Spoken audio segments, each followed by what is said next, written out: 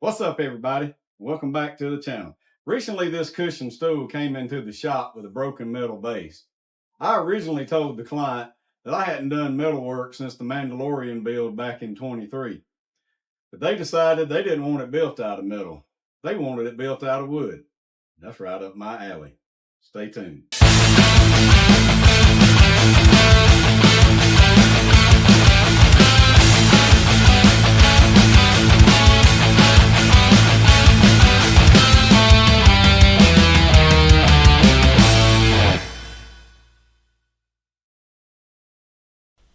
I started by carefully bending the old frame back into shape, just enough so I could get accurate measurements.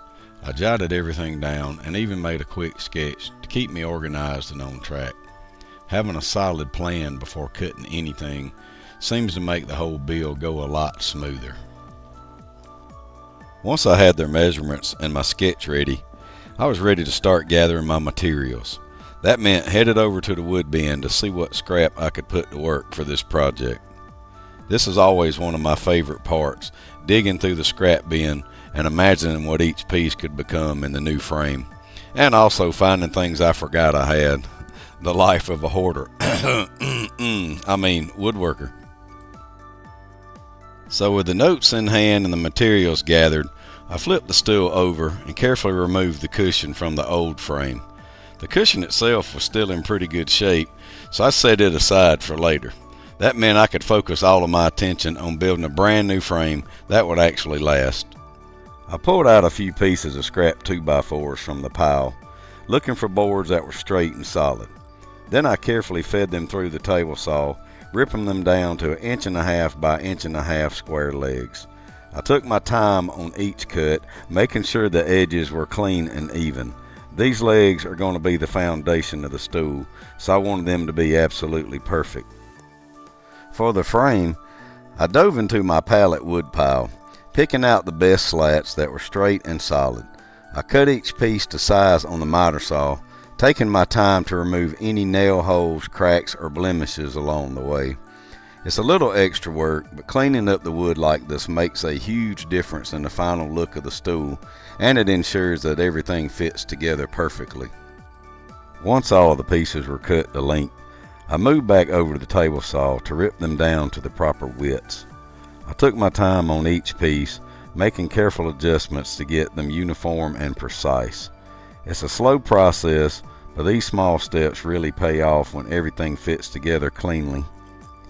Watching the pieces transform from rough cuts into perfectly sized components is always satisfying, and it sets the foundation for a strong, well-built frame on the bottom of the stool's cushion. Next up, I move on to drilling the pocket holes using the Kreg K4 jig. I started by setting up the jig and adjusting it for the thickness of the wood I was using. Making sure each hole would be perfectly placed for strong joints, I carefully clamped each piece in position before drilling, checking that everything was aligned. It might sound simple, but taking the time to set up the jig and position the bores correctly makes a huge difference in how clean and sturdy the final assembly will be. As I drilled each pocket hole, I could already start to visualize the frame coming together, strong and square, ready for glue and screws. Before moving on to assembly, I started sanding the pieces with 150 grit sandpaper. I wanted to knock down any rough spots and smooth out the edges, making sure the wood felt even all the way around. Taking the time at this stage is important because it makes the final finish look so much cleaner. After going over everything with a 150 grit, I knew I would follow up with a finer 220 grit and hand sand later on. That would really bring out the grain and give the wood a silky smooth surface. Sanding might seem like a simple step, but it's one of those little details that can take a piece from looking just okay to looking professional and finished. With all my pieces cut and drilled and sanded, it was finally time to start assembling the frame. I like to take my time because this step determines how strong and square the whole stool is going to be. I start by clamping one of the legs securely to the workbench so it wouldn't shift around on me. Then I apply a thin, even layer of wood glue to the edge of the board that would connect. The glue gives the joint extra strength and helps lock everything together once it dries. Before driving in any screws, I always double check that everything is square. It only takes a couple seconds with a small square, but it saves a lot of headaches later if the frame is out of alignment. Once I was happy with the fit, I just drove in the screws, letting the screws do its job, and pulled the joints together tight and flush. For the upper frame boards, I set them perfectly even with the top of the legs so the cushion would sit flat. After that, I measured up exactly 2.5 inches from the bottom of each leg and mounted the lower support rails. This gave the stool the right balance and a lot of extra stability. One thing to watch out for during this step is not to over tighten the screws. Pocket hole joinery is strong, but too much pressure can cause the screws to strip out or pull the joint out of alignment. As long as you take your time and let the screws do the work, the frame comes together solid, square, and clean. That's what I really like about pocket holes. They make projects like this fast, reliable, and strong, all without a ton of complicated joinery. Once both sides of the frame were complete, it was time to bring everything together into one solid stool. Up to this point, I basically had two identical assemblies, each with legs and rails, that were sturdy on their own, but now they need to be connected with the remaining boards. I followed the same process that I used earlier, starting with wood glue on each joint for that extra holding power. A thin bead of glue goes a long way, but I always make sure it's spread evenly so the connection doesn't have any weak spots. With the glue in place, I lined up the boards between the two halves and used clamps to hold everything steady. Clamping is really important here because as you drive in the screws, the boards will want to shift. The clamp keeps everything square and prevent the pieces from twisting out of place. I drove in the pocket holes, letting the jigs design pull each board tight into the legs. I worked my way around the frame on one board at a time, stopping often to check alignment and make sure everything was seating flush.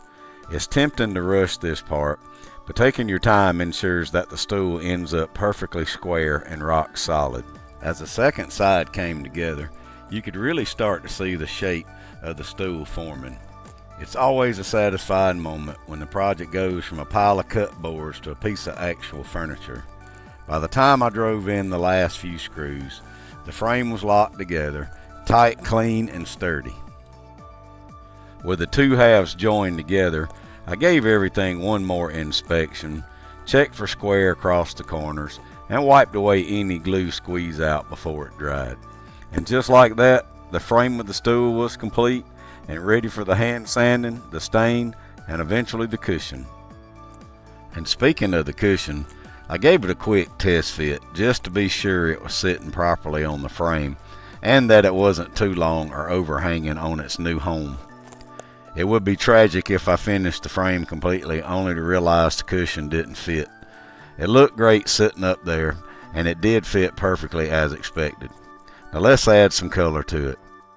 So now that the frame is built and I test fit the cushion to make sure everything lined up, it was time to give the wood a little bit of color. I chose a nice dark stain to really bring out the wood grain and give the stool a finished professional look. I started staining from the top of the frame and just worked my way down and around. For the pocket holes and tighter spots, I used a small brush to make sure the stain got into every corner and crack. Then for the large surfaces, I just switched over to a clean cloth to spread the stain evenly across the wood. The key here is to keep the coat even and don't let the stain puddle up, because anywhere it sits too long will dry darker and look blotchy. I worked in small sections, applying stain, wiping it down, and checking as I went to keep everything smooth and consistent. By the time I finished, the frame had a rich, even tone that highlighted the grain perfectly and gave the stool a solid finished appearance. Now just let the stain cure and we will be ready for the cushion to go back on top. The original metal frame had drill through holes, but since I built the frame out of wood, I wanted to go with a different approach. Instead of running screws all the way through, I decided to use some angle brackets. They're simple, strong, and easy to work with. Because the stool isn't very large, just one bracket centered on each side was all it really needed to stay sturdy and well balanced. With the L brackets installed, it was finally time to mount the cushion. I set the frame upside down on the bottom of the cushion and carefully lined it up, making sure it was flush on all sides and that the upholstery trim was tucked in nice and neat. Once everything looked good, I drove in the screws, locking the cushion down tight to the frame so it sat solid and didn't shift at all. A quick recheck and the final screws were installed, and it's ready to be returned home to its new life. And just like that, the old broken stool got a fresh start with a solid wooden frame, no welding required. Just scrap wood, a few pocket holes, and the cushion it came with. Thank you so much for watching this video. Your support is greatly appreciated. If you enjoyed this project, please remember to hit the like and subscribe button on your way out. Keep building, keep creating, and I'll see you on the next one.